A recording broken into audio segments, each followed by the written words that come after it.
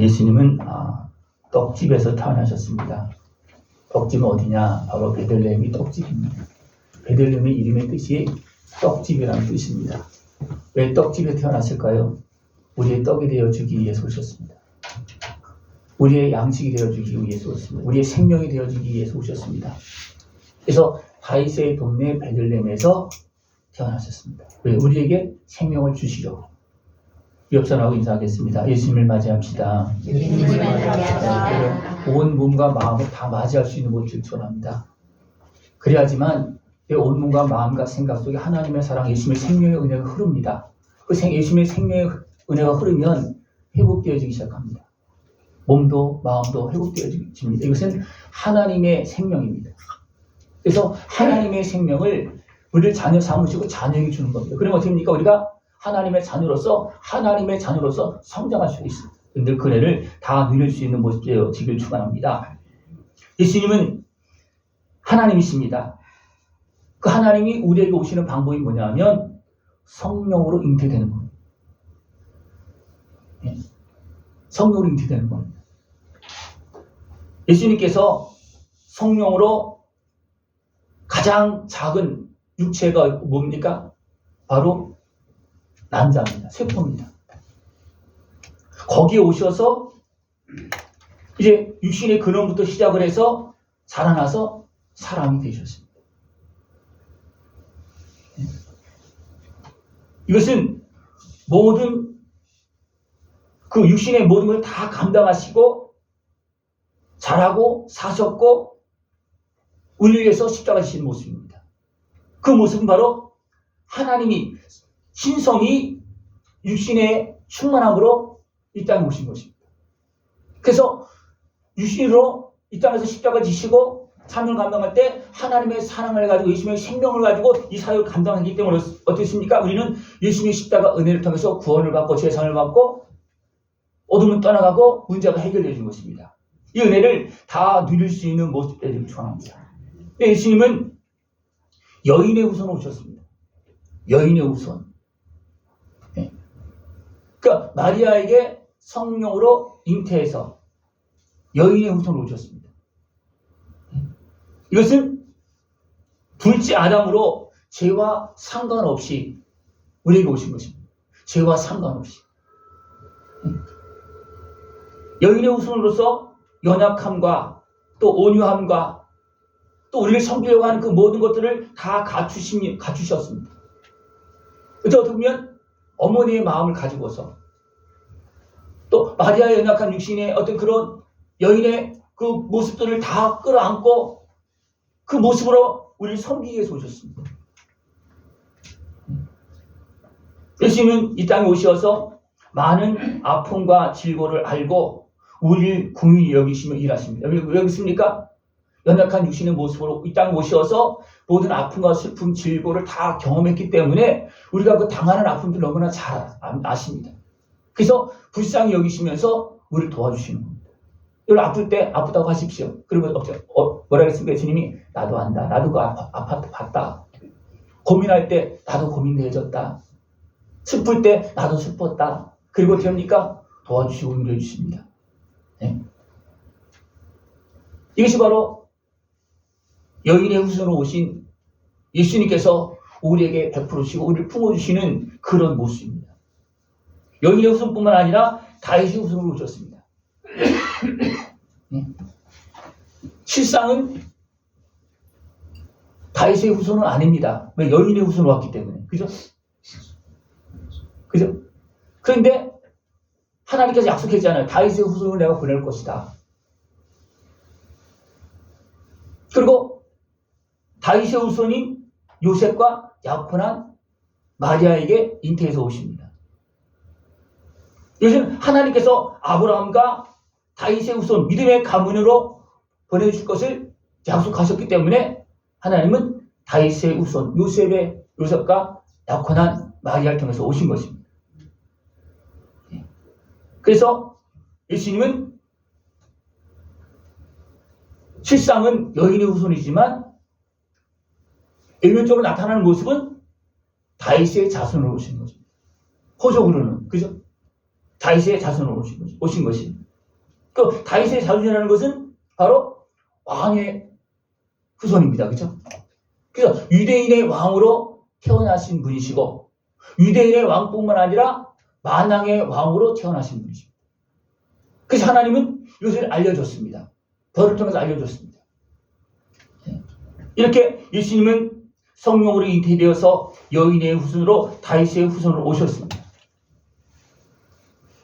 그리고 약속하신 대로 다윗의 후손으로 베들레헴의 떡집에서 태어나게 하기 위해서 어떻게 했습니까? 가이사 아구스토로 호적하라고 명을 내리게 합니다.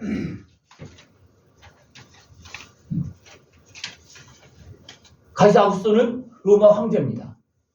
그때는 로마가 지배하는 때입니다. 그래서 로마 황제의 그 마음을 움직여서 호적하라고 명을 내리게 해서 마리아가 잉태된 상태에서 호적하러 왔다가 베들레헴에서 그 떡집에서 다윗의 고향에서 거기서 예수님이 태어납니다. 성령으로 잉태해서 여인의 후손으로 다윗의 후손으로 오셔서 베들레헴에서 이렇게 태어나게 됩니다. 안타까운 것은 이렇게 하나님께서 다 약속한 데 이루고 계심에도 불구하고 백성들은 준비가 되지 않아서 어떻게 됩니까? 깨어있지 못해서 도리의 예수님을 제대로 영접하지 못하는 그런 모습이죠. 다시 말하면 이것은 악한 마귀 권세가 그 백성 지도자들을 장악한 겁니다. 그래서 예수님이 뭐라 했습니까? 사단의 해가 됐다 그랬잖아요. 이것이 무섭습니다. 하나님께서 그 백성을 제사장 나라로 삼고 그 백성을 통해서 온 세상에 복음을 전하고 구원하시려고 하나님께 약속하시고 만든 백성이 도리어 깨어있지 못한 분로 인해서 어리석은 육신의 소욕에 매여서 사단의 권세의 지배 아래 들어갔다는 거예요. 우리가 깨어있지 못하면 이렇게 무너지기 굉장히 쉽습니다. 사단은 잘 알잖아요. 그죠? 누구를 건드리면 마당창 다 무너질까? 어디를 건드리면 다 무너질까? 어떻게 하면 예수님을 믿지 못하게 할까? 사단의 것은 다 알고 있는 거예요. 그래서 어떻습니까? 유대인들, 대제사장들과 서기관들과 바리새인들, 그 종교 지도자들, 하나님을 섬긴다고 하는 사람들을 속여서 지배하는 겁니다. 바울이 나중에 그것을 깨달았어요. 바울도 그 속에 있을 때는 어떻습니까? 예수 믿는 사람, 예수님을 죽이는데 앞장섰고, 예수 믿는 사람들 잡아 가두고 죽이는데 또 앞장섰고, 그렇게 했습니다. 그 나중에 보니까, 예수님을 만나 보니까 잘못한 거예요. 그리고 나서 예수님을 전하고, 이방 땅에서 복음을 전하고, 예루살렘에 돌아와서 또 복음을 전합니다.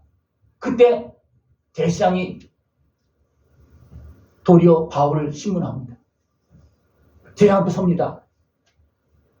근데 바울은 뭐랍니까? 나는 하나님의 대제사장인 줄 모른다. 너희들 하나님 대제사장 아니다. 그렇게 말합니다. 근데 사람들, 지금 백성들은 우리 하나님의 대제사장을 네가 무슨 그렇게 말을 하느냐? 그렇게 하지만 실상을 본 바울은 어떻습니까? 아니다. 우리가 깨어있지 못하면 멀쩡한 것 같아도 하나님 앞에 일하는 것 같아도 아닐 수도 있습니다. 누가 그렇게 됐습니까? 하나님께서 세우시고 지키시고 그 백성으로 세운 그 지도자들이 사단의 해에 다 넘어가는 거예요. 사단의 해가 됐습니다. 네? 많은 나라들이 하나님의 복음이 전파되어져서 그 은혜를 받은 많은 나라들이 무너져서 지금 어떻게 된 모습이 나타나고 있습니까? 세상에 속한 모습으로, 우상을 섬기는 모습으로, 변질된 모습으로 나타나는 모습이 너무나 많습니다. 그것이 어디서부터 시작되어졌어요? 아담과 하와부터 시작된 겁니다. 미혹되어지니까 하나님처럼 되려고 그렇게 선악과를 따먹잖아요. 그때 어떻습니까? 사단의 지배를 당한 거예요. 그럼 하나님은 그때 바로 여인의 후손을 약속하시고 내가 다시 회복시킬 것이다. 너희의 죄값을 치러줄 것이다. 왜? 사단이 속았으니까. 여러분, 죄 짓고 싶은 사람이 있습니까? 없죠. 그래서 하나님께서 불쌍히도 도와주고 죄사함을 해주는 겁니다. 죄 지려고 하는 사람은 없어요. 앉으려고 해도 나도 모르게 죄를 짓게 되고 또 병든 모습, 막 강박한 마음 이런 것들은 이것이면 이미 죄악에 물들어서 병든 상태입니다. 그것 때문에 해서 내 마음대로 안 되는 거예요.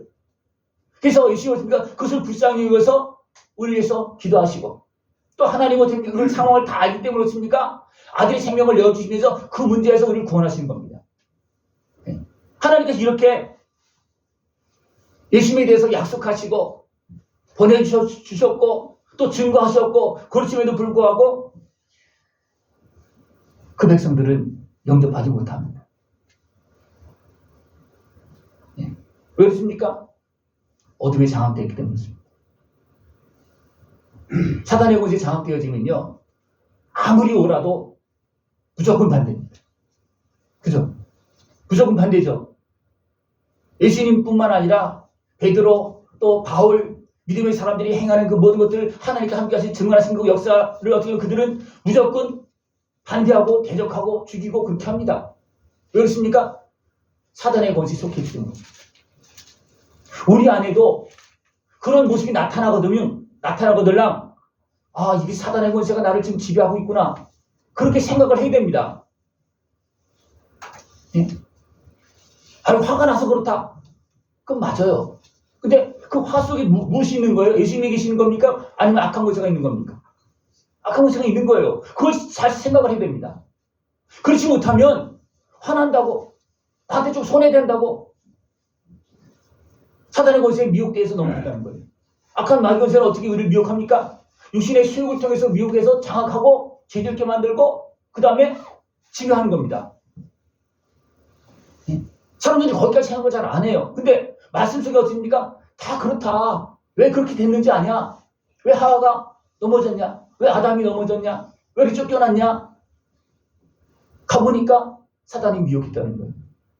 겉으로는 사단은 안 나와요. 그죠? 백만 나오죠? 누가 뱀을 통해서 한 겁니까? 사단이 뱀을 통해서 한 거예요. 그 사람이 거기까지 생각을 못 한다는 거예요. 안 한다는 겁니다. 왜 안 하겠습니까? 말씀을 들으면 그렇구나 되는데 일상적으로 생활은 어떻습니까? 그것까지 생각 안 합니다. 왜 그렇습니까? 육신의 생각이니까. 어떻게 보면 죄의 생각이니까. 자기 잘못이 있으니까. 거기까지 들추어서 보려고 하지 않습니다. 문제를 들추어서 볼 수 있고 그 안에 무엇이 있는가를 볼 수 있고 봐야지만 우리는 어디로 가겠습니까? 예수님의 은 앞으로 나가는 거예요. 왜? 이 문제를 해결해 줄 수 있는 분은 예수님밖에 없어요. 이것을 해결해 주시려고 하나님이 육신으로 오신 것입니다. 그 예수님 앞으로 가야 됩니까? 안 가야 됩니까? 가야 되겠죠. 근데 잘 가집니까? 안 가집니까? 안 가지는 이유는 뭐예요? 죄와 육신의 수욕에 매이고 어둠에 장악되어졌기 때문에 잘 안 되는 겁니다. 그래서 대제사장이 서기관들과 바리새인들이 그들 하나님 열심히 섬긴다고 합니다. 그죠? 바울도 그랬으니까 사울이 있을 때 그랬어요. 그죠? 근데 그들은 실상을 보면 그것을 모르고 있다는 거예요. 제가 늘 말씀드리지만 사단이 뿔 달아서 나 사단이다 내 말 들어라 그렇게 하지 않습니다. 그러나 그 속에서는 그것이 활동하고 있다는 거예요. 예수님은 성령으로 잉태돼서 오신 하나님이십니다. 우리 모든 연약함을 감당하셨고 약속하신 말씀대로 오셨고 백성들이 깨어있지 못하니까 로마 황제의 명을 통해서 호적하라고 해서 베들레헴에서 태어났습니다. 그러면 깨어있는 사람들 보면 예수님 맞다. 그렇게 해야 되잖아요. 결론을 그렇게 내려야 되잖아요. 그런데 그렇게 안 내려요. 바울도 늦게서야 깨닫고 맞다 그렇게 한 거예요. 나중에 살펴보니까 맞는 거예요. 그러나 어둠에 매일 때는 안 살펴봐요. 여러분 생각해 보십시오. 여러분 화날 때 내가 죄악에 매일 때 내 모습을 살펴봅니까? 안 살펴봅니까? 안 살펴보죠. 그러나 잠잠히 있을 때 내가 나를 좀 돌아보면 내가 잘못했다. 그럴 때는 또 돌아보지만 내가 화를 어둠에 장악될 때는요 안 살펴집니다. 그래서 어쩌면 계속 싸우는 거예요. 여러분 조용히 살펴보시기 바랍니다. 그리고 하나님의 말씀을 보시고 세상 돌아가는 것들을 좀 보시고 내 속에서 일어난 일을 좀 보실 수 있는 모습이 되길 축원합니다. 그러면 주님 나를 불쌍히 여겨 주옵소서. 나를 구원하시 오신 주님, 이런 나를 불쌍히 여겨서 오신 주님, 그런 주님 앞으로 나갈 수 있습니다. 이것을 못 보면 절대로 나가지 않습니다. 제가 말씀을 전할 때 여러분 마음을 막 후집죠. 왜 그렇습니까? 보라고 봐라. 당신들의 마음속에 여러분 마음속에 목사의 마음속에, 장로의 마음속에, 권사의 마음속에, 집사의 마음속에 이런 형상들이 있지 않냐. 그걸 보자는 거예요, 서로. 보여야지만, 아, 그렇구나. 우리가 예수님을 믿지 않고, 우리를 구원하러 오신 예수님 앞으로 나가지 않으면 우리는 이 속에서 헤매고 살 수밖에 없다는 거예요. 예수님은 누구를 위해서 오셨습니까? 나를 위해서 오셨습니다. 예. 그러나 택한 백성들조차도 어떻게 합니까? 그 예수님을 깨어서 맞이하지 못하면 어둠에 장악되어졌기 때문이죠. 하나님은 이미 예수님이 오시기 전에 구약의 선지자를 통해서 어떻게 합니까? 계속 이야기했어요. 예수님께서 어디서 태어날 거 어디 다 얘기했잖아요. 그래서 좀 맞이하라고, 정신 차리라고. 근데 그들이 맞이했습니까? 안 들었어요. 또 성령의 감동을 통해서 준비시킨 사람들은 그래도 알아봅니다. 그래서 신실하게 하나님 경외하면서 기도한 사람들, 성령의 임재하심 속에서 깨닫는 사람들은, 그것을 느낀 사람들은 예수님을 아기 예수님도 말하고 태중에 있는 예수님도 알아봅니다. 그럼 일반 사람도 어떻습니까? 오셔서 능력을 행했어도, 말씀대로 오셔서 행했어도 어떻게 안 받아들인다. 이것이 너무나 안타까운 것입니다. 동방의 박사들이 별을 보고 찾아왔습니다. 그래서 유대인의 왕이 어디서 태어날까 다 가르쳐줘요. 베들레헴 가보라고. 다윗 동네 가보라고. 말씀에 이런 말씀이 있다고. 그래서 그 박사들을 보냅니다. 그리고 어떻게 합니까? 헤롯 왕은 유대인의 왕, 내가 지금 왕인데 하면서 죽이려고 그럽니다. 이것이 정치 현상이에요. 죄악의 어둠 속에서 육적으로 살아가고 있는 삶의 모습입니다. 깨닫지 못할 때 알려주어도 받아들이지 못하고, 믿지 못하고, 맞이하지 못하고, 도리어 알려주니까 대적합니다. 왜 그렇습니까? 어둠에 장악되었기 때문이죠. 여러분, 그런 모습이 혹시 나타날 때 정신 바짝 들기 바랍니다. 그런 모습이 나타날 수 있어요. 누구에게나. 네? 죄악에 매이면 나타날 수 있어요. 그때 거기 끌려가면 더 깊이 빠지는 겁니다. 끌려가지 않고 그때마다 하나님 앞에 조용히 무릎 꿇을 수 있는 모습들을 주나요. 그러면 하나님 얼마든지 용서해 주시고 구원해 주시고 대적에서 건져 주시고 죄값을 치러 주시고 우리에게 은혜를 베풀어 주십니다. 그 은혜를 다 누릴 수 있는 모습들을 축원합니다. 백성들이 이미 예수님께서 태어났어도 맞이하지 못합니다. 마리아조차도 내가 하나님의 아들을 낳았다 그렇게 생각하지 못합니다. 분명히 엘리사벳을 찾아갔을 때 주의 모습이라고 그랬어요. 그죠? 그때서는 기쁨이 충만했어요. 그러나 또 이제 잉태해서 이제 예수님이 자기 태중에서 막 크고 태어났어요. 근데 누가 아들로 생각하겠습니까? 자기 아들로 생각하는 거예요. 자기 아들로. 마리아는 그때 하나님 어떻습니까?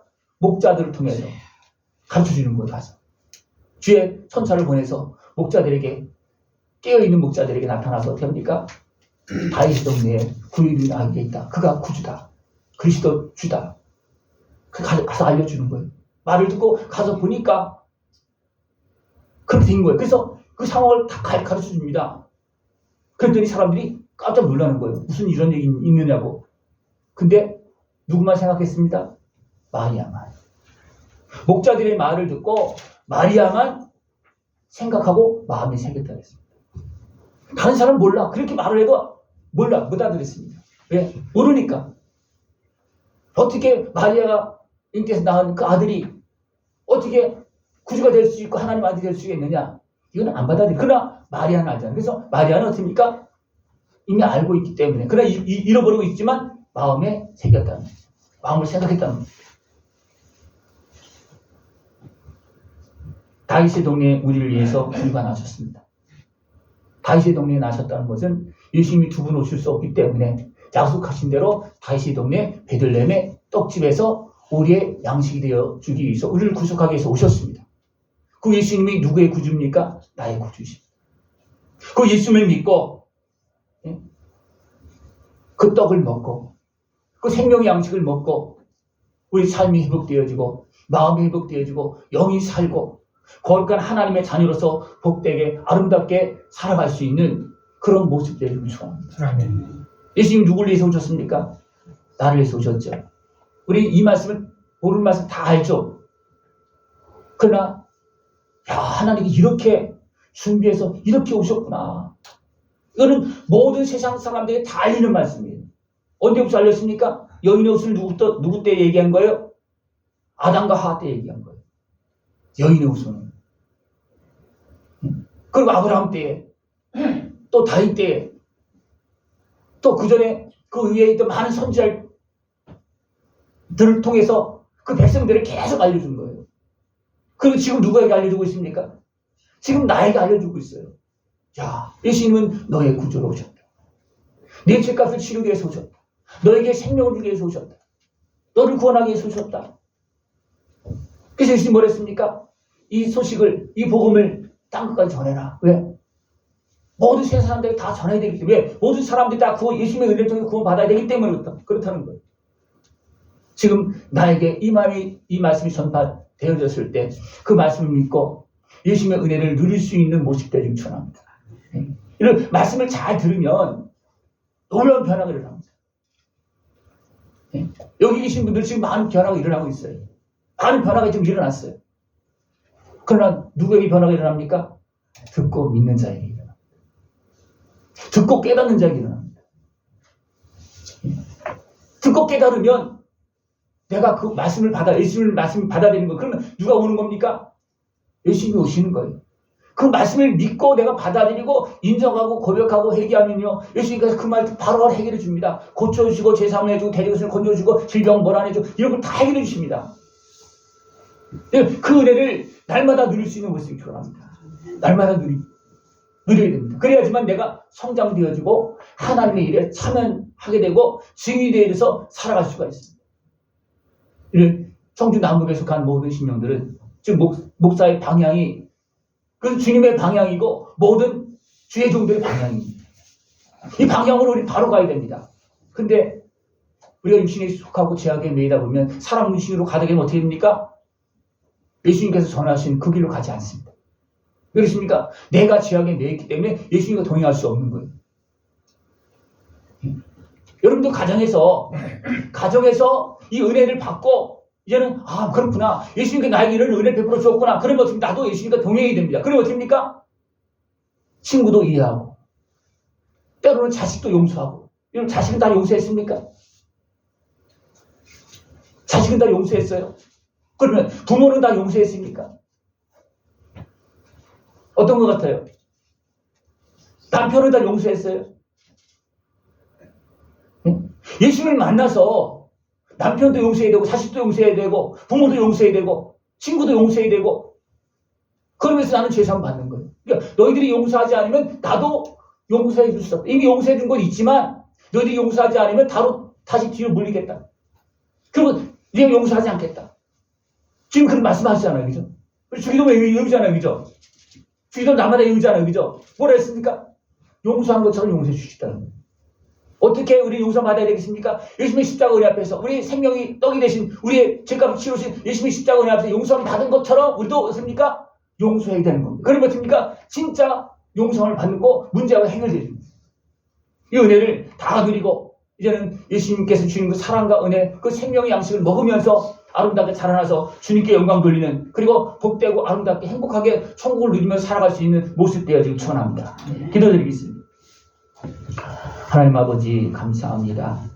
우리의 모든 것을 아시고 아들의 생명을 내어주시고 우리의 모든 죄와 아픔과 슬픔 또 대제건설의 모든 활동들을 정리해 주시고 구원해 주시고 하나님의 거룩한 자녀로 살게 하심을 감사를 드립니다. 은혜를 다 누리고 주님께 영광 돌리며 찬송하며 살게 하여 주시옵소서. 예수님의 이름으로 감사하며 기도드리옵나이다. 아멘.